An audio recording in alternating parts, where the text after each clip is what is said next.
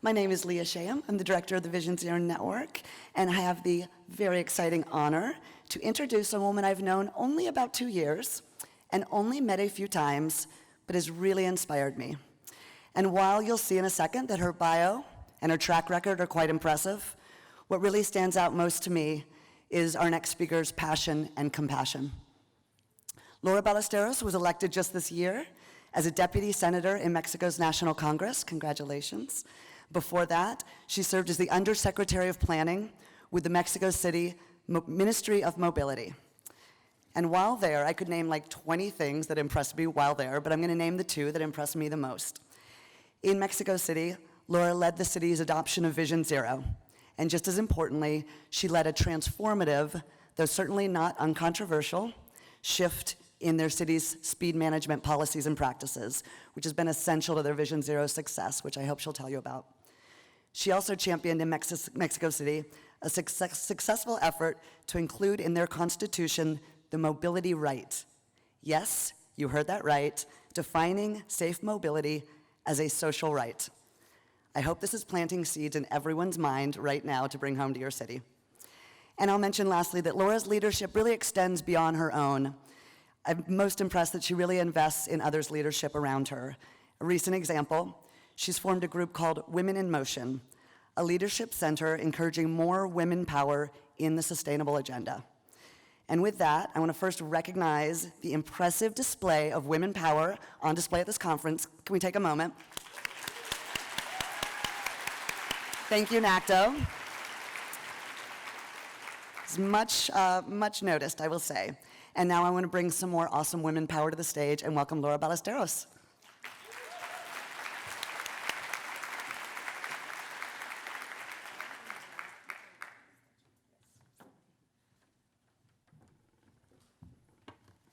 Hola. Hi guys, how are you? Fine? Well, this is exciting to be here. Good evening, everybody. I am Laura Ballesteros, and I am so glad to be here with you, sharing our experiences, but especially sharing the causes we stand for, such as inclusion, equity, safeness, children, democracy, sustainability, human rights, you name it. We are here sharing our dreams. The last couple of days, you were learning, as authorities of mobility and mobility experts, how to improve our work in our cities, together. And this is thanks to the great work of NACTO. I want to thank you guys' invitation. It is such an honor for me, and also to thank the greatest Janet Sadiq-Khan for this opportunity. This is why this Congress is so powerful, because it teaches us to understand the power of a network, especially in the mobility agenda, which is built as a global policy, but it is implemented locally. So we need each other. Because as Janet Sadiq-Khan says, if you can change a street, you can change the world.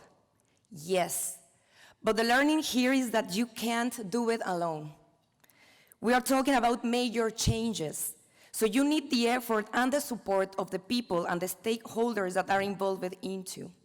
You need teamwork, enhancing the power of us. So this is a Mexico City experience. I'm just going to take this microphone because it is boring me. Okay, so, how does it work?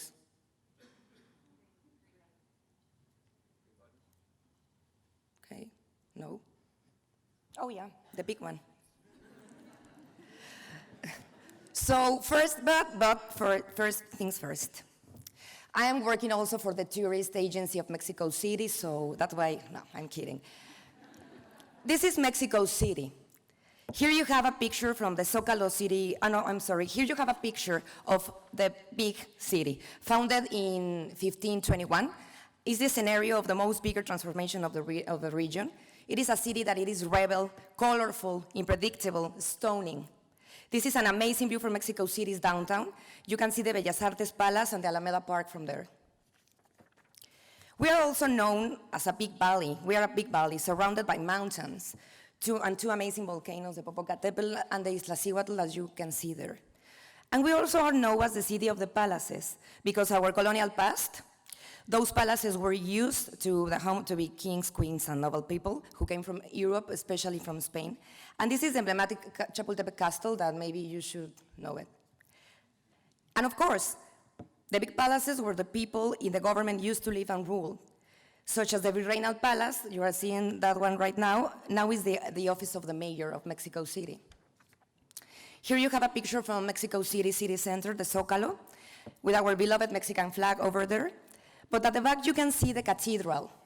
This is one of the biggest churches in America. It was the home of the Catholic hierarchs.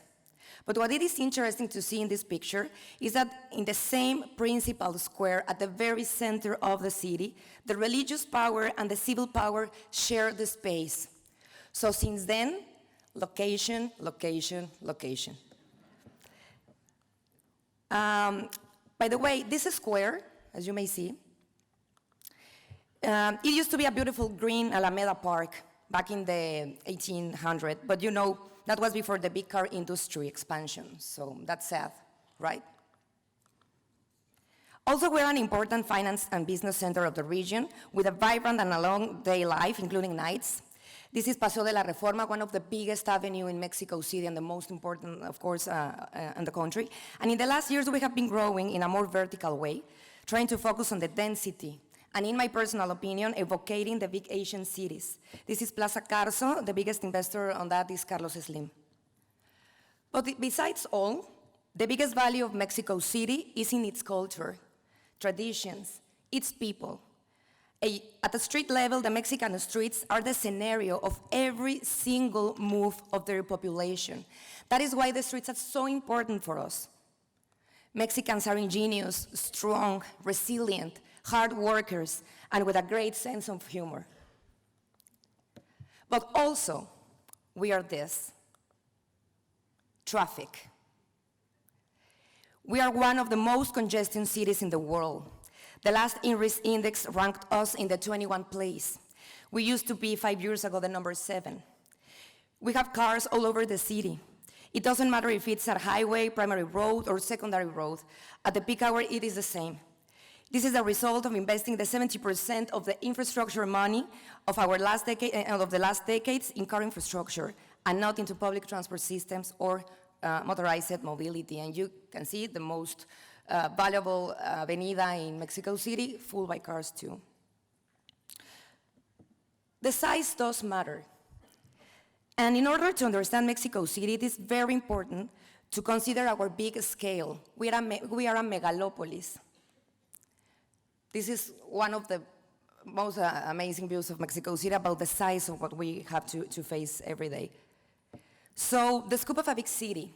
We have 8.8 million inhabitants in Mexico City, but because we are a metropolitan zone, we are actually 20 million. Every day, the metropolitan zone managed 35 million of journeys daily. Mexico City is only compared with Asian cities as Beijing or Nueva Delhi, and of course Sao Paulo in Latin America. And as I said before, the old model of urban development or planning were oriented to budget the cars infrastructure. Here you have, in this slide, 5 million cars circulating in our zone with 1.5 persons average per occupation. I mean, that's part of the problem, absolutely. The 42% of developments are dedicated to parking spaces. We're going to talk about that later. And this graphic is very important about the mode share of the new origin destination survey, because it show us that 45% of the population, they travel by public transport systems. That is huge. 32% with pedestrian mobility. That's another amazing number. 21% make their journeys by car, and 2.1 in bicycle. This last number is also very important because 10 years ago, the number was less than 1%. So in this period, we doubled the numbers, so this is important. And I think it's very clear where do we have to put the money on. It is not rocket science. So how we were able to move from this, second floors, highways, roads, parking budget investment, etc., into a more sustainable and inclusive city like this. vibrant, safe, universal, and share the streets for all. Cycle lanes like this one, just in the heart of the services and financial center of Mexico City, the Gandhi cycle lane. Or this other one, the Chapultepec cycle lane, in one of the most congested avenues in the city. Or this one in Patriotismo Avenue, that it was a major challenge because of the heavy fleet vehicles that were using that avenue. That was a very big problem. And Mexico City right now have 170 kilometers of cycle lanes. And what do you say about Paseo de la Reforma? This was the first Sunday open streets for pedestrians and cyclists only in Latin America. Launched 11 years ago, and it started with 24 kilometers, and now it has 55, with more than 76,000 participants each Sunday. The city received this year an award for this, for the America's Recreational Cyclines Network. Or the latest, Pasos Seguros infrastructure, safe crosswalks on safety corridors, which help to save lives and reduce the number of deaths in those specific places in a 50% in most of the cases, like this example in Calzada Legaria. So how to transform a city? The 3 Ps.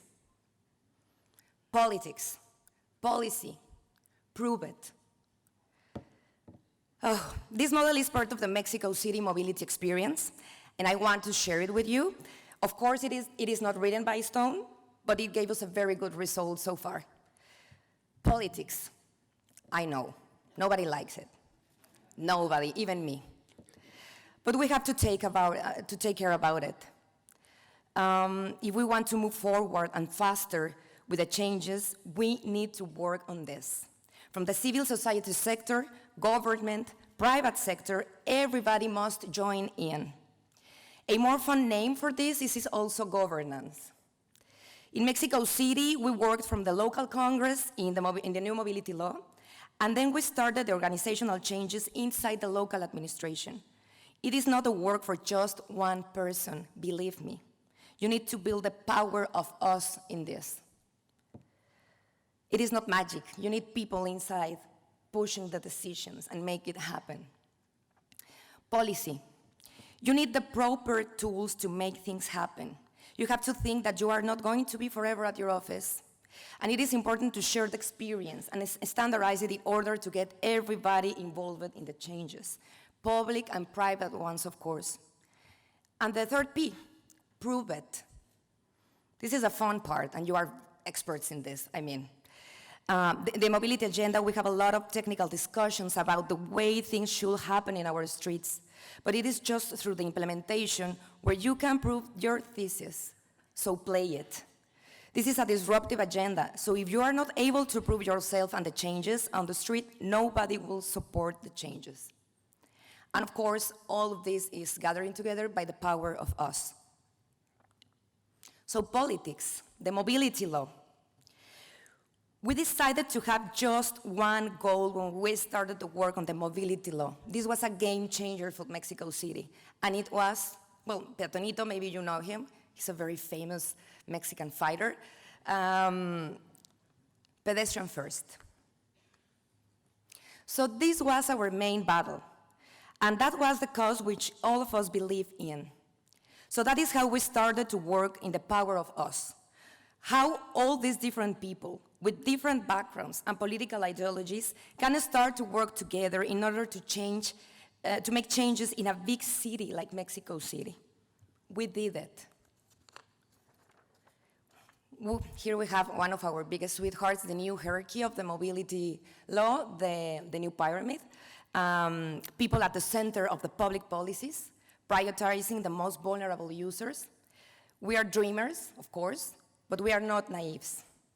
So in order to change the old car-oriented infrastructure, you need to allocate better the budget decisions. And that's why it's absolutely necessary to include that obligation in the law. So this is the 2nd article of our law, the hierarchy. So the budget has to respect this. This is how the new hierarchy was born, with 3 main points: policy guidance and budget allocation for public vulnerable road users, and of course, sustainable mobility systems. 2nd, road safety in the mobility regulatory framework. And 3rd, planning instruments in the sector with the strategic access goals, actions, and indicators, the way to the implementation. So the mobility law has a lot of principles. The mobility as a right now is recognized by law as a social and human right, as Leah said. And what brings us the mobility law? Mobility as a human right, pedestrian first, public transport as the core of the mobility systems, and biking and walking as the new kids on the block.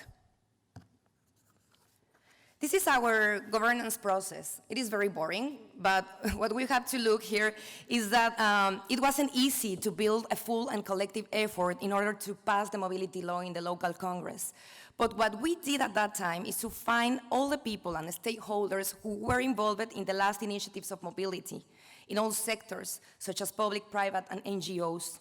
For example, a fantastic group of local and international NGOs called Ciudadanos con Visión presented in 2012 a full report of the state of the mobility in Mexico City with specific recommendations for the government. Or the amazing work of the ITDP and the Human Rights Commission earned a special address on the mobility as a human right. Or the group of politicians, cyclists, transport agents, business persons who were interested in these topics. We found that everybody were committed to work as a team, but nobody asked them before this. So we created a specific group in order to write and create the mobility law. That is how it was born, the Citizen Advisory Board. That is how we built the power of us in this mobility law back at that time in 2012. So we have these amazing team players as Bicitecas, EUN, ITDP, WRI, the Bici Red, Coparmex. Everybody joined in, everybody who was interested in this agenda.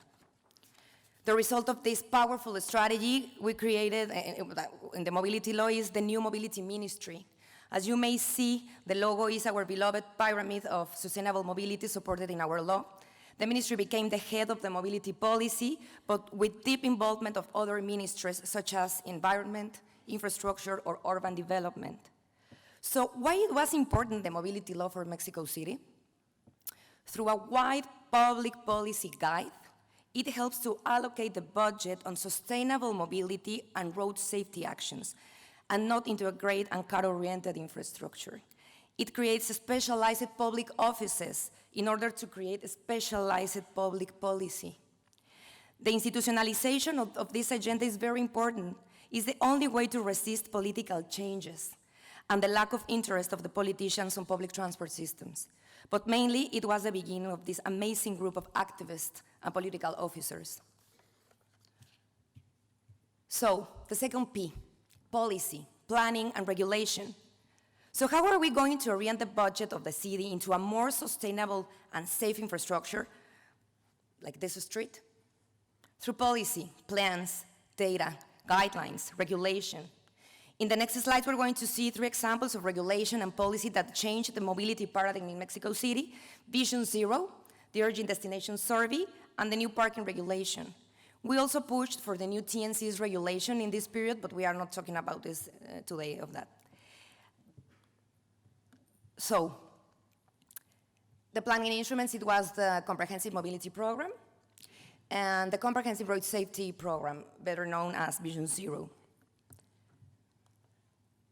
Yes, we were the first Latin America city who launched Vision Zero. And this is very important because for the governments, it is not easy to accept this kind of policy because it represents for them to be responsible of the deaths on the roads.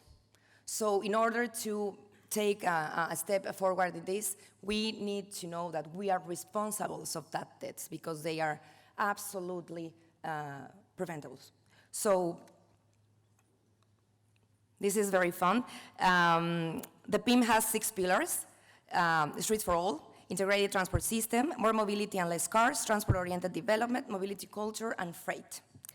And the Vision Zero program is linked in the Road Safety Action Decade of the World Health Organization. You may know the pillars, I'm going to skip it. And the Vision Zero was our baby, our first baby as a government officer in Mexico City. Since we started to work on the mobility law, we understood that the highest priority was to create better and safer infrastructure. So this was very easy for all the people who were involved into. The mayor was very supportive with this too. And we launched the Vision Zero policy in the celebration of the Pedestrian Day, the 17th of August of 2015. And the big step of this, vision, it was the new transit regulation. The Vision Zero program was created and written with the participation of all the civil society, NGOs, experts, private sector, consultants, agencies, and international organizations. The objective is clear: no more excuses. Zero deaths with 2 short-term goals: reduction of deaths by road crashes in 35% by 2018, and the 50% of the reduction by 2021. I mean it, no excuses. Thank you.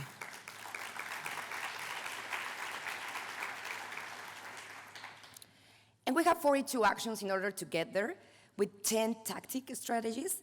One of them is the creation of the Road Safety Agency. The other one is the road safety audits, like this one. And of course, the safe pedestrian corridors, that it is the next step of this very successful program of Pasos Seguros. We need to create the complete corridor because we found that people are walking actually from origin to destination. So we want to reach our goals through this. This is Pasos Seguros, as you may know. And well, this is the fun part. The new transit regulation. We decreased the speed limits in Mexico City. Yes, we did it. On primary and secondary roads, according to the international standards, and introduced 8 conducts to save lives. I have to tell you this. It was a very intense experience. The first months, the people were mad, very mad at us, blaming the government about these actions, thinking that we were stupid or something. The media and the political opposition were killing us. The mayor lost 10 points in the polls the first month. This is true. I thought that I was going to be fired in my very first month.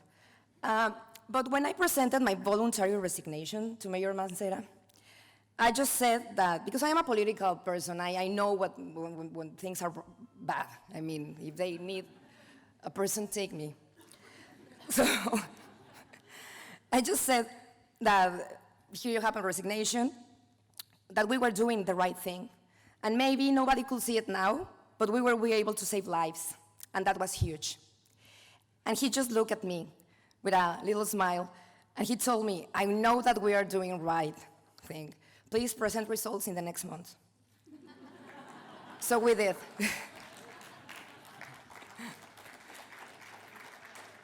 So the conclusion here is you need political will. I'm sorry, but yes.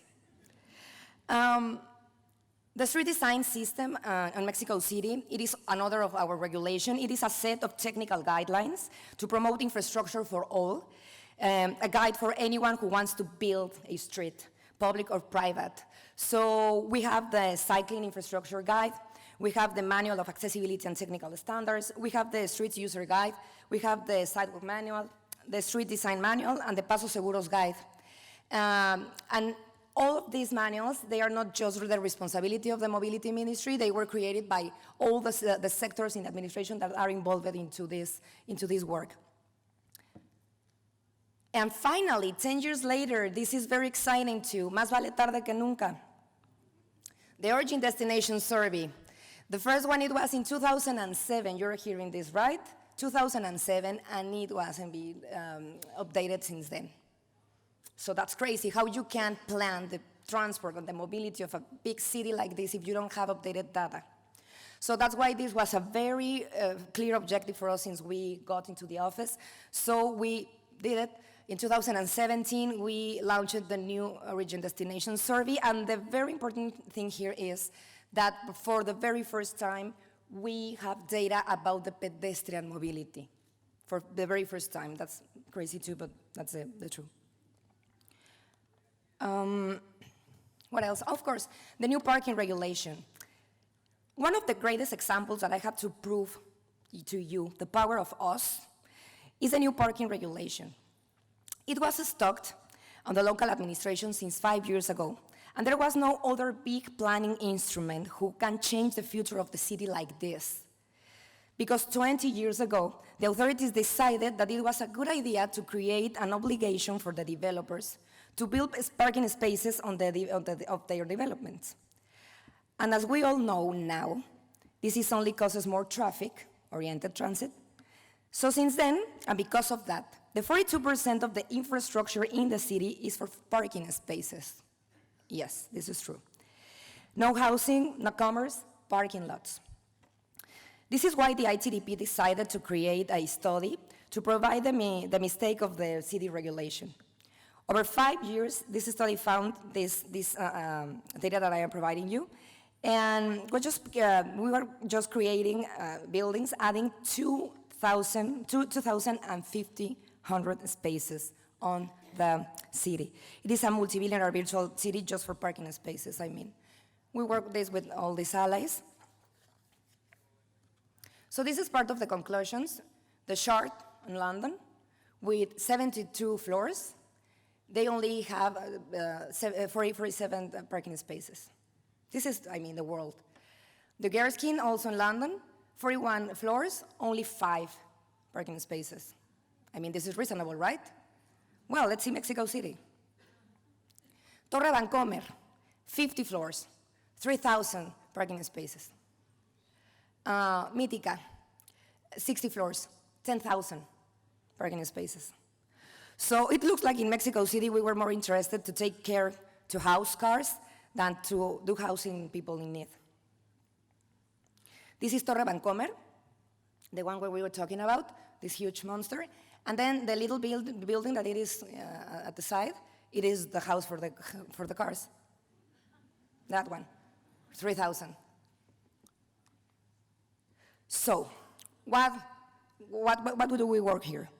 As a team ITDP, the Mexican Institute for Competitiveness and the British Embassy and the Mexico City government work in a new regulation, which limits the number of parking spaces allowed, depending on the type and size of the building, and the rest it will be collected in a mobility fund in order to invest in public transport systems and non-motorized mobility. And through a fantastic collective process, the regulation was published by the mayor in 2017. So this is huge. This is the first time that we're going to have the urban developers investing in sustainable mobility in the city and not in parking spaces, in great infrastructure. So they had to be our biggest allies in here, and this regulation is the first step. And the last P, prove it, right? Infrastructure.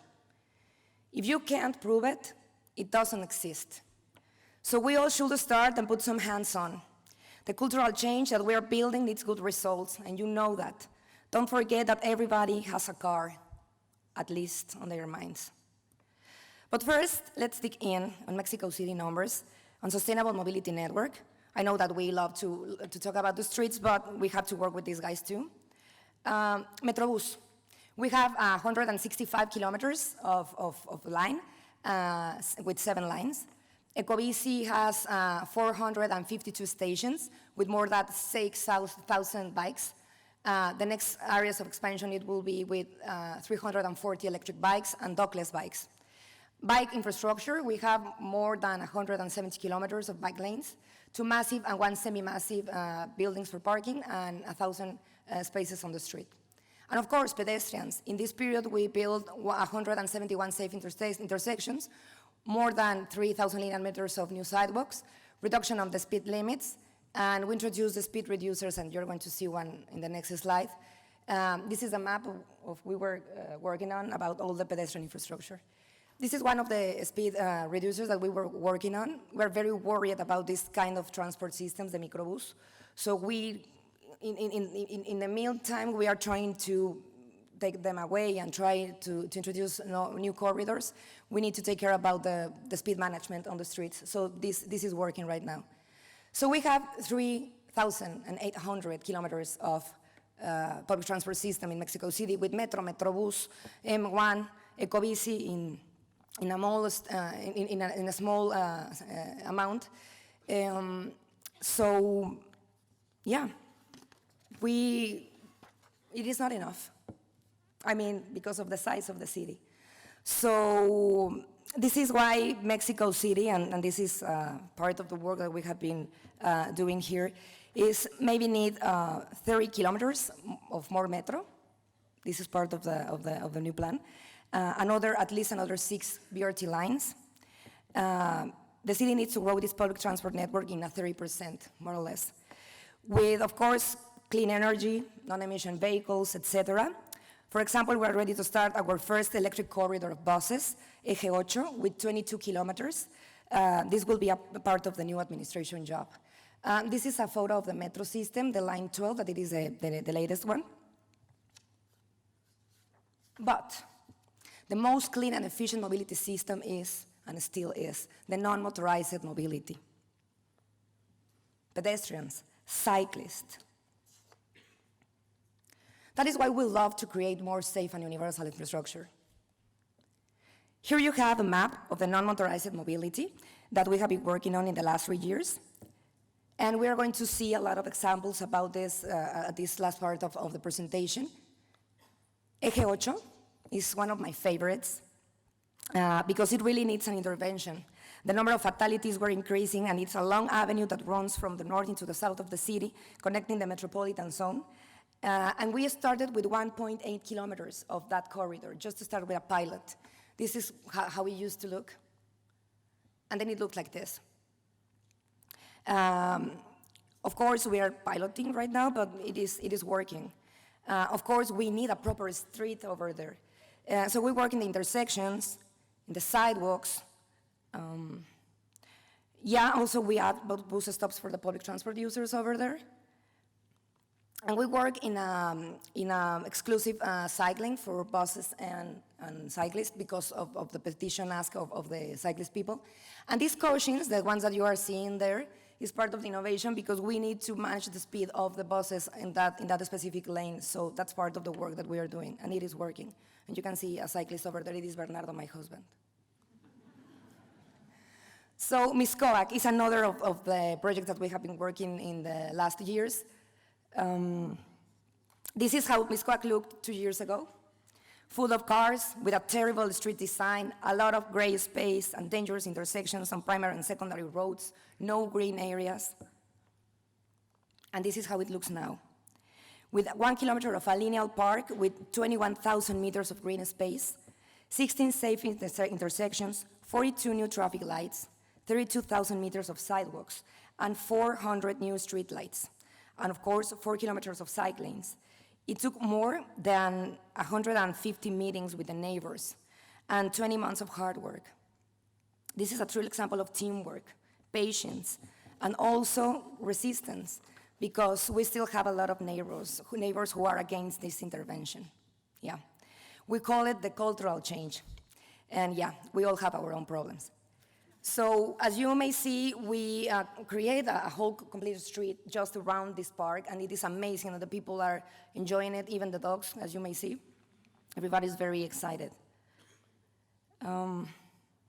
This is a night view, a beautiful night view of the park. It's the green part that you see just in the middle of the car lines.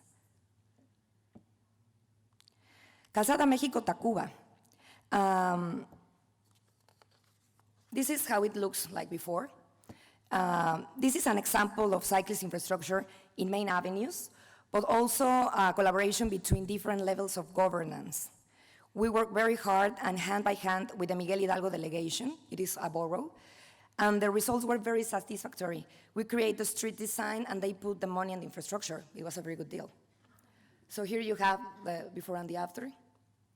It changed, and you don't need that much money.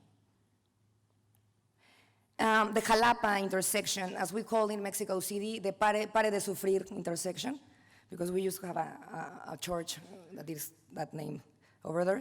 And here you have, this is another example of teamwork with the central government and delegations. This big school district intersection was worked with the Cuauhtemoc delegation and the ITDP and the Mexico City government. And as you may see, it was a very dangerous place. In a school district, I know. So we work on the street design, and the results are great. This is how it looks by the top. So we create better and safer spaces, giving more certainty to the cars and to people and cyclists and pedestrians.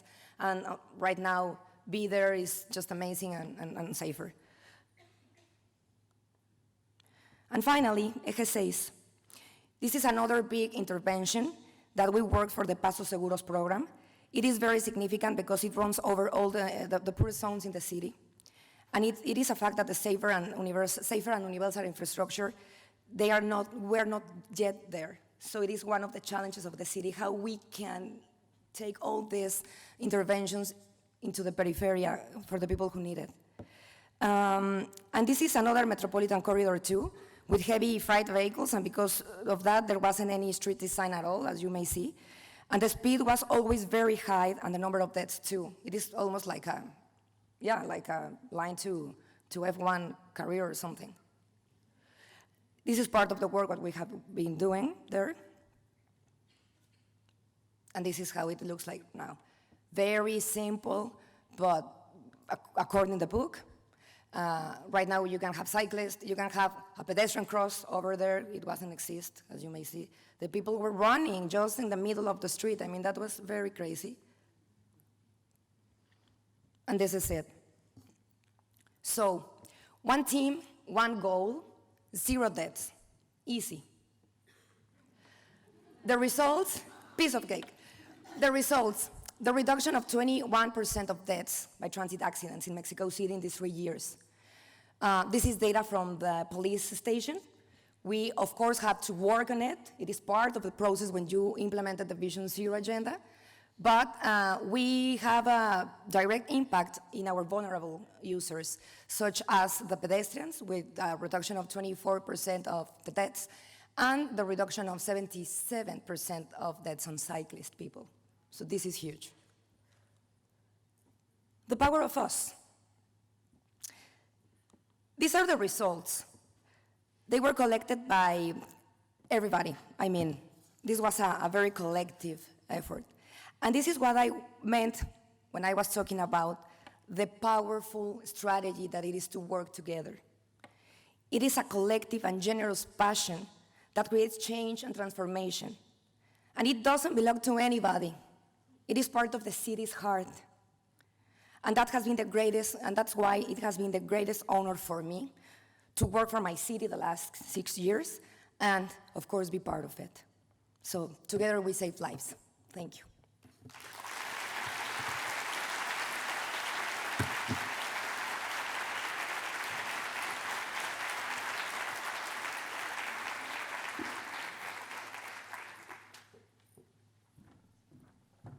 Thank you, Laura. That's an amazing recipe. Politics, policy, and prove it. Let's get to work.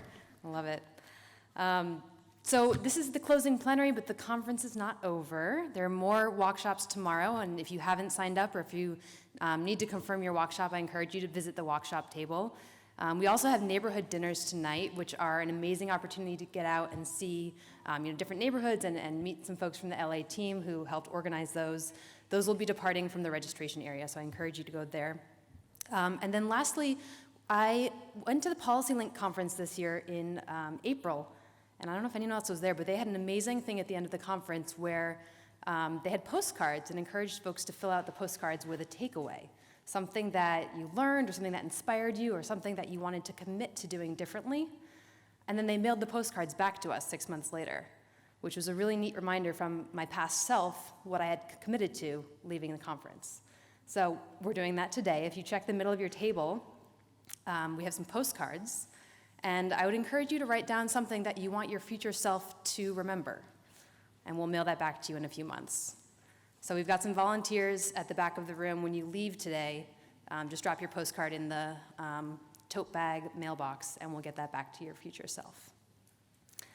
So while everyone's doing that, we have some important people to thank, and I saw a tweet earlier that the NACTO conference is like summer camp meets the Oscars, which I love, so kudos whoever that tweet was. But before we do the summer camp goodbyes and say goodbye to all our friends until next year, I wanted to do the thank yous from the Oscars. So the first thank yous go to the LA team, who this conference would never have been possible without them. So Salita Reynolds, Monique Earle, and Jen Cohen, thank you.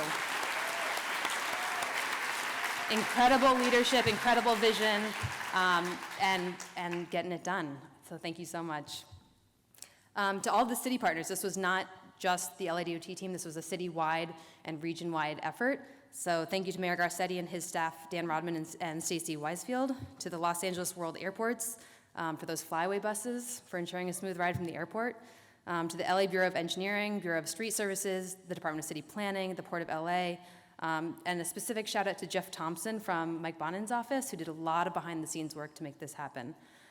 So we also want to thank all of the volunteers and the speakers and the sponsors. Thank you so much for all of the time and the effort that you put into this conference and your support.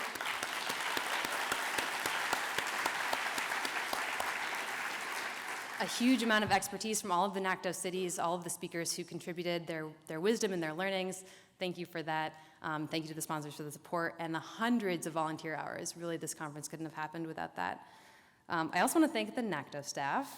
Every single person on the NACTO staff played a part in this conference. Will you guys stand up?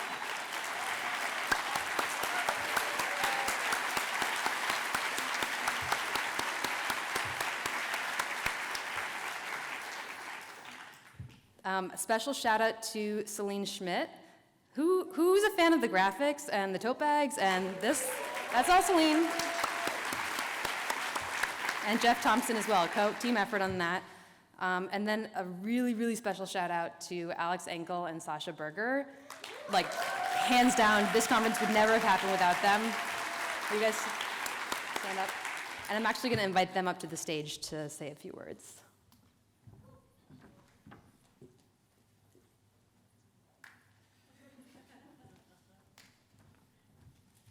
Thank you, Corinne, for years of leadership on this conference. So I wanted to start with, you guys, we just talked about Meet the Cities, and how amazing was that? That was all due to Sasha Berger, who's really put in hundreds upon hundreds, maybe thousands of hours over the last year. All of you have been talking to her. You guys have heard a lot of emails. You've gone back and forth. This conference would not be possible without you, Sasha. Thank you. And Sasha has something fun for you. So to bring up the energy a bit during this Oscars portion, I wanted to do a drum roll while we draw the raffle for the bike during Meet the Cities. So can we get a drum roll, please? Goes to Ann Quasarano from the city of Fremont, California. Can you stand up? Are you here? Woo! You don't have to bring it back, we'll mail it to you. So I again wanted to thank the City of LA staff that we've had really helping us over the last many months for this conference. A special thank you to Lily O'Brien, who's dedicated hundreds of hours to workshops, developing content, and pinch hitting in every single way you could possibly imagine over the past many months. If you see Lily, please get her a drink after this.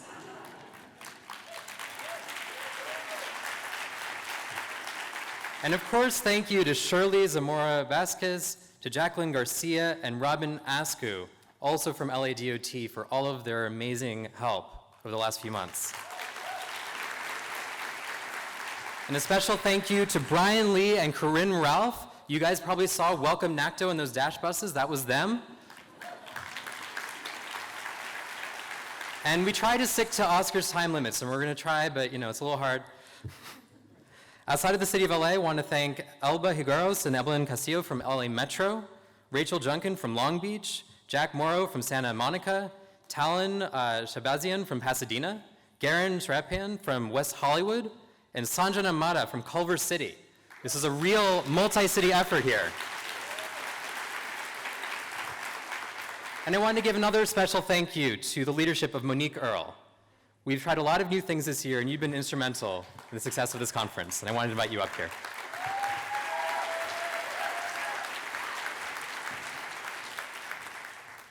Thank you, Alex and the NACTO team. Let's give all of you a round of applause. Thank you for being here and making this conference what it is, participating in every way, spending your money.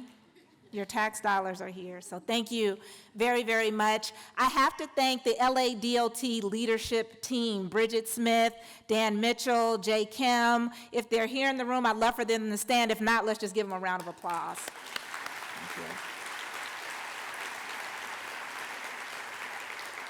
And if anyone noticed how pretty our city looked, the streets were striped, the curbs were repainted. I also oversee our field operations team, and we also had our district engineers on the case for that. So please give them a round of applause for beautifying our city in many ways. LA is a pretty city, but it was prettier thanks to our team. And so now I have the distinct pleasure of bringing up our general manager, your NACDO president, Salita Reynolds, for the crowning ceremony.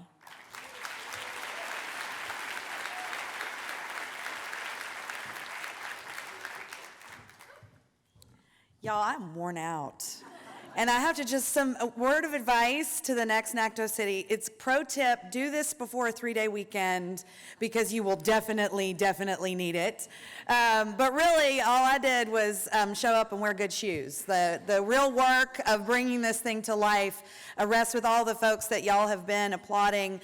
It is an extremely humbling opportunity to get to lead the Los Angeles Department of Transportation, and I'm reminded of that in moments like this when we have people who put heart and hustle into sharing all of the things that they care passionately about and they love so much about Los Angeles. And I hope that you were able to bust a few myths in your mind about what LA is and who LA is and what LA is doing. And I hope that you can take that as inspiration because this is a place we all come when we are doing the tough work of being warriors out in our own cities, and that you were able to get a little love, a little shine for some of the things that you're doing, and that we certainly got a lot of love and a lot of shine from you all about the hard work and the things that we are doing here. So thank you so much for being such great guests. And with that, so I am announcing or turning over the sort of mantle to the next NACDO city. And y'all, I just want to tell you, there's a bag of stuff over there, which includes a crown, there's a damn cape in there, there's a pillow, and I'm from the South, and as much as I love pageants, this feels like a moment where we need to not have the pageantry vibe so heavy. So I'm going to rebrand this a little bit and say that this is now these are the merit badges that every city earns who signs up to lead and be an urban scout and lead a new troop, an ad hoc troop of other scouts for a few days in their city. And with that, I am going very proud to announce that the next NACDO host city is the city of Toronto.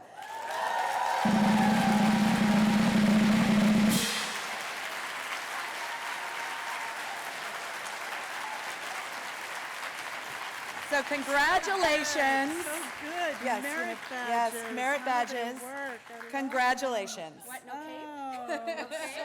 Oh, so We have these for you. No, but we have these for you. Oh, thank you. So we are thrilled, and because Salita is the best host ever, we have brought gifts from Canada, gifts from the Great North, some maple syrup so you can be ready to come visit us. Whiskey, but no. No, you can add your own. You can add your own. You can add your own. And yeah, you need a flag. You need to be patriotic when you cross the border, because sometimes border crossings can be challenging. We know this. And you're always a stunning hostess, and so we just wanted to make sure you had all the right equipment. The shoes are fabulous. NACDO family, Monique is someone I had not met until today, and I have to tell you, I was inspired by you and your passion, and I said to my folks, this NACDO family, I like the way you say it gave us shine, because we are so thrilled and inspired to host you all, and we are also very eager to have you come and bring your spirit and your enthusiasm and your expertise to help move our journey a little further along. We have, and here's some glam shots. We brought some glam shots because I don't know, how many people have been to Toronto before? Okay, wow, bravo, fantastic. Come on, you got to come back. And it's a beautiful city. I feel like I can say that with great passion because I've only lived there for 18 months. It is a beautiful city, it is a well cared for city. People are passionate about their public realm. They're passionate about transportation. They still think there's a war on the car. We have to talk them down off the ledge occasionally. We have great pilot projects. We have fantastic staff. And it's going to be an amazing, amazing conference. And we look forward to welcoming you all. And so we'll look forward to seeing you north of the border in 2019 in Toronto.